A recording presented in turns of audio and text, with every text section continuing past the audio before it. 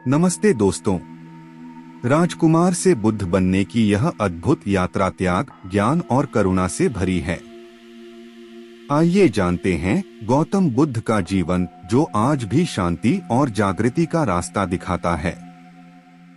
गौतम बुद्ध, जिनका जन्म ईसा पूर्व 563 के आसपास लुम्बिनी में हुआ था, जीवन की शुरुआत एक राजकुमार सिद्धार्थ के रूप में हुई, जिन्हें जीवन के कष्टों से पूरी तरह सुरक्षित रखा गया था।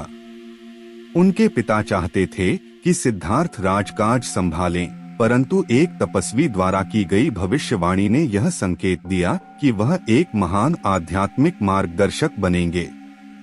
सिद्धार्थ के संरक्षित जीवन का पर्दा तब उठा जब उन्होंने वृद्ध व्यक्ति, रोगी, मृत शरीर और एक सन्यासी को देखा। ये चार दृश्य जीवन की अवश्यंभावी पीड़ाओं के साक्षात रूप थे। यह बोध उनके भीतर ऐसी हलचल ले आया जिसने उन्हें वैभवपूर्ण जीवन से विरक्ति देकर महाभिनिष्क्रमण की ओर प्रेरित किया। वह महान त्याग जिसने उनके आध्यात्मिक पथ की शुरुआत की। 6 वर्षों तक उन्होंने कठोर तप किया, शरीर को कष्ट दिए, उपवास किए, पर उन्हें जीवन की पीड़ा से मुक्ति नहीं मिली। यह मार्ग उन्हें समाधान नहीं दे सका। अंततः बोधगया में बोधि वृक्ष के नीचे ध्यान करते हुए उन्हें केवल दुख नहीं बल्कि ज्ञान प्राप्त हुआ। उन्होंने पाया कि न तो विलासिता और न ही तपस्या, बल्कि मध्यम मार्ग ही मुक्ति का वास्तविक पथ है।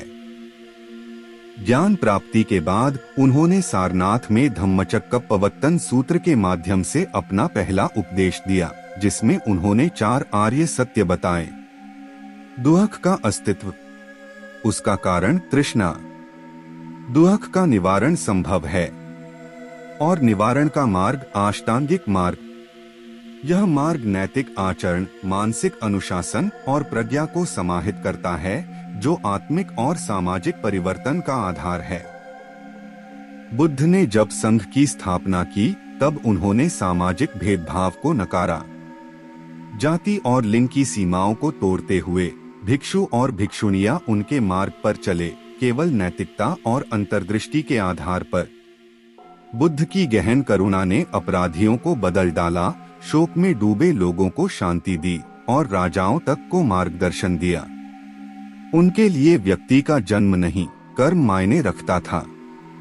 उन्होंने तर्क और अनुभव के आधार पर विश्वास को स्वीकारने की प्रेरणा दी।